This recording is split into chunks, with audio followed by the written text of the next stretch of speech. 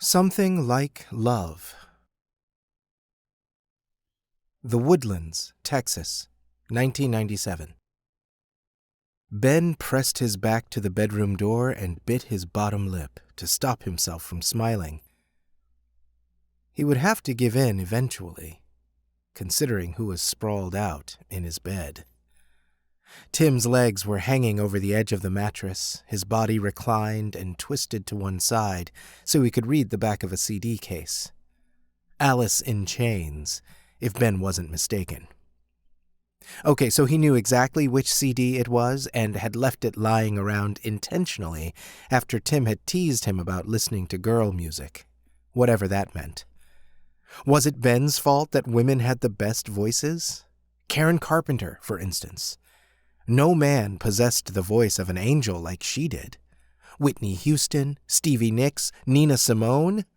The list went on and on.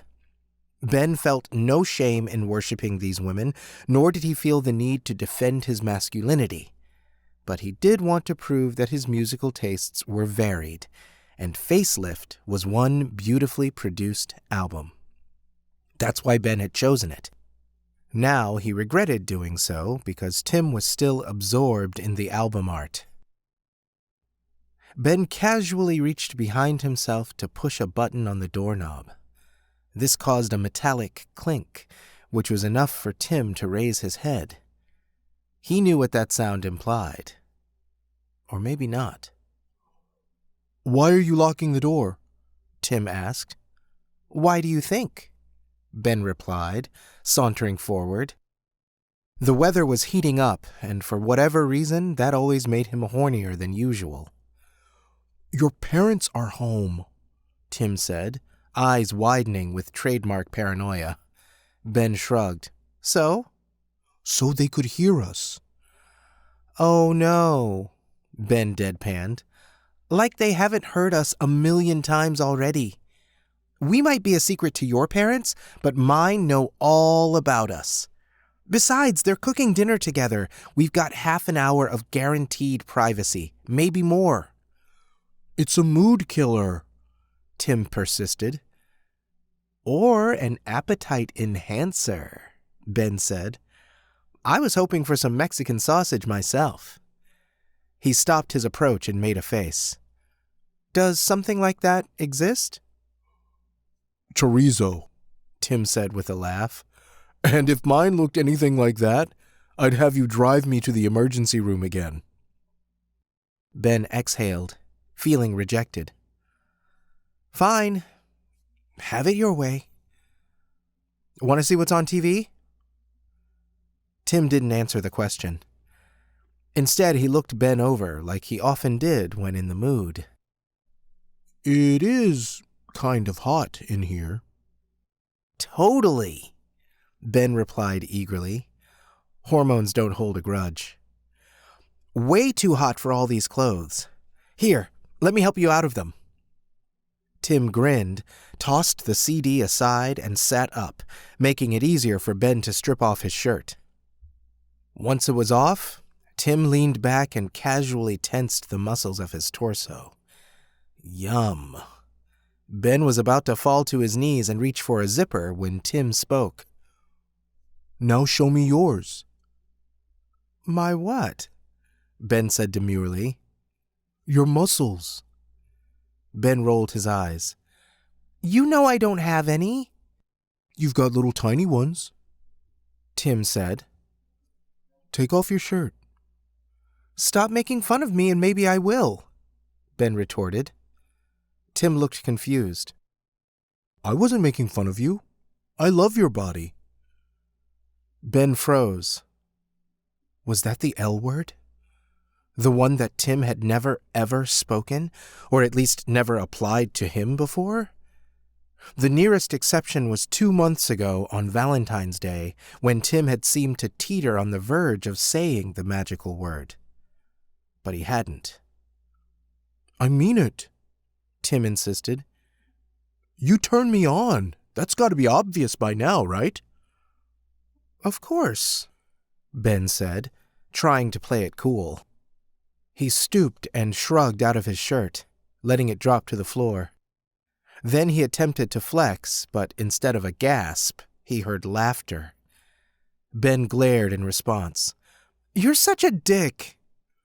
"That's right," Tim said, still chuckling. "I am a dick. A big, fat, hard one."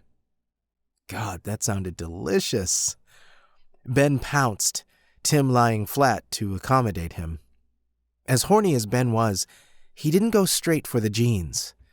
Instead, he pressed his lips to Tim's, his mind drifting to the weighty implications of that word again. Love. Ben knew from experience that he couldn't force Tim to say it. He shouldn't be so greedy anyway. This time last year, he'd been alone and worried that he would never find a boyfriend. Now he had one who just happened to be the hottest guy in school. At least Ben thought so. His boyfriend was one of the popular kids, too. Never had he dreamt of such a thing. And yet he still wanted more. Ben pulled back, breaking contact. "Do you feel like you knew me even before we met?" "Sure," Tim said, craning his neck for another kiss. "Seriously?"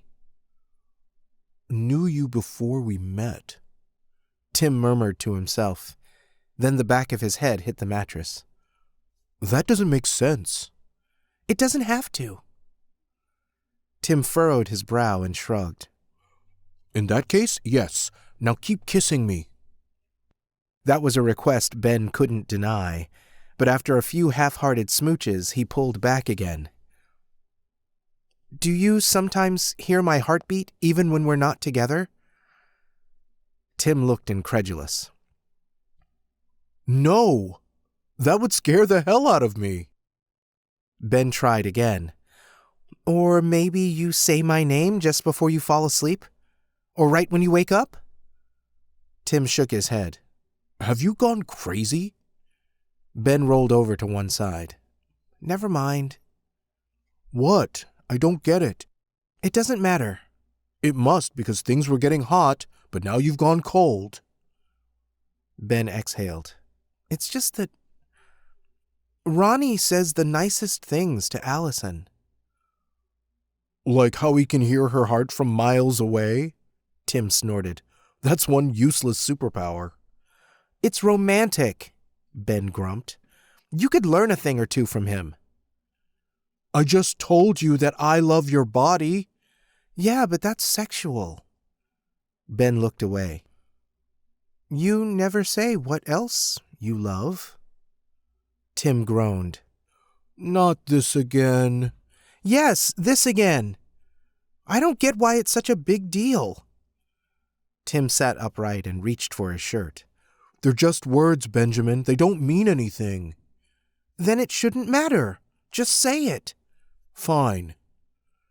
Tim dropped the shirt and turned to face him. "You know who I love? Do you have any idea who I want to spend the rest of my life with? The guy I'm talking about is my soulmate. He means everything to me. I love him more than anyone." Ben's heart was thudding. "Who?" "Bryce Hunter." Ben stared. Then he started to climb out of bed until Tim grabbed an ankle to stop him. "Let go!" "Nope." Tim did release him, but only to loop an arm around his waist. Then he yanked, pulling Ben back into bed. "We're so over," Ben said, struggling to get free, but it was no use because Tim climbed on top to pin him down. "Go back to Krista. I don't care. I'm dating Ronnie Adams now." "You're dating me," Tim said. "Nope, I don't date jerks." "I was trying to show you how empty words are," Tim said. "Anyone can say whatever springs to mind, whatever they know the other person wants to hear. But that doesn't make it true." "So, what is the truth?" Ben asked, feeling vulnerable. Tim lowered himself. "Can I show you?" "No," Ben said, pushing against his chest. Tim ducked his head beneath Ben's arms. "Please, let me show you how I feel." Ben hesitated. So, you do feel something? Tim's face came closer to his own. Can't you tell? Ben stared into silver eyes, trying to discover the truth there.